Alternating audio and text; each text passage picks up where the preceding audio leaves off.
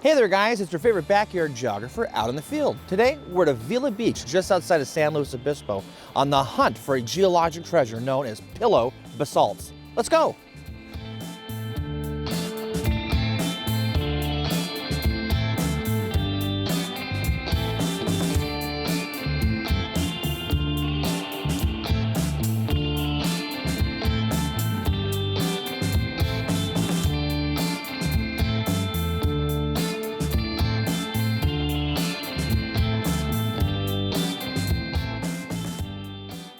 Well, we found them. So we got to talk about a couple things. Why does it look the way it does, and how was it formed? So we'll first talk about how it was formed. It was formed about 200 million years ago. Pillow basalts are very unique because they must be cooled under the ocean. So this beautiful outcrop of pillow basalts that we see here had to have been underwater for it to develop. When you normally think about volcanic eruptions and water, you normally think of places like in Hawaii, where that lava itself is going into the oceans and then it cools and it steams. But that's fracturing rather quickly, so it's breaking into smaller bits and pieces, which is one of the main reasons why Hawaii has so many black sand beaches.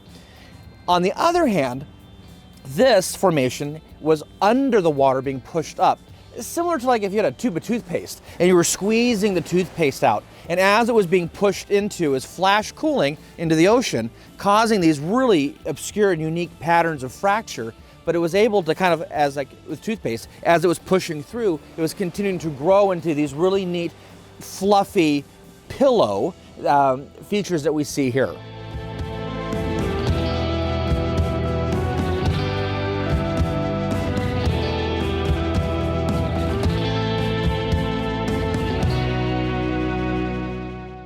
So why here? Well, normally pillow basalts form hundreds if not thousands of feet beneath the ocean on the surface floor.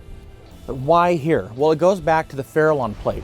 So before we had our beautiful strike slip boundary of the San Andreas Fault, we remember that there was a third plate, a middle sandwich piece known as the Farallon plate, that was subducting underneath the North American plate itself.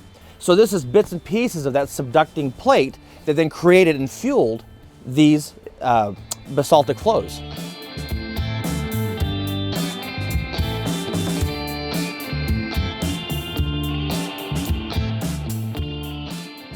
Oof. Just came around to this alcove. And look at this great geology right here. You're probably wondering, hey, all these rocks, look at how perfectly rounded they are. Why?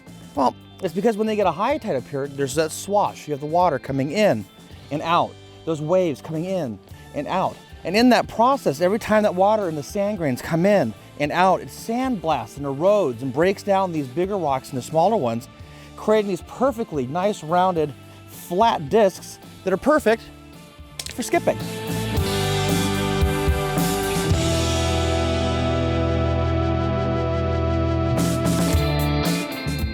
This is a great one. You can really see again like those rings. So I could take that toothpaste analogy.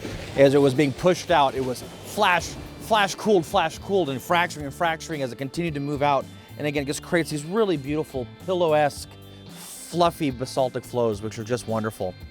Well, anyway, I hope you enjoyed this adventure with us. I hope this inspires you to come check out the geology in your backyard. Don't forget to like, subscribe, and we'll talk soon.